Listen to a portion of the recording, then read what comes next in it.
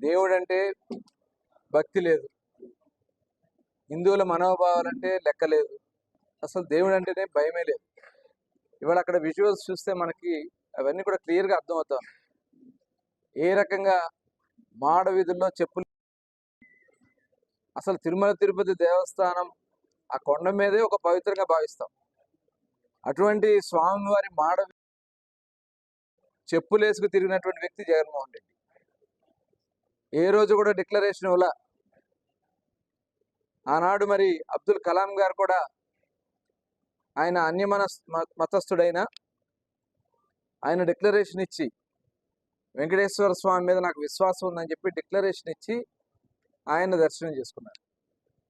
కానీ జగన్మోహన్ రెడ్డి గారు కనీసం అనేక మంది పెద్దలు అడిగినా కూడా లెక్క చేయకుండా 5 సంవత్సరాలు కనీసం స్వామివారికి పట్టు వస్త్రాలు సమర్పించే కార్యక్రమాన్ని కూడా సతీ సమేతంగా ఒక్కసారి కూడా ఆయన స్వామివారి దర్శనానికి కానీ పట్టు వస్త్రాలు సమర్పించడానికి కానీ ఆయన వెళ్ళలేదంటే వారికి ఎంత విశ్వాసం ఉందనేది మనకు క్లియర్గా అర్థమవుతుంది.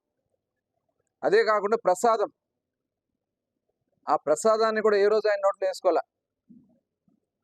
సెట్టింగ్ ఇంటి ముందుకు తీసుకొచ్చి వెంకటేశ్వర స్వామి సెట్టింగ్ చేసుకున్నారు.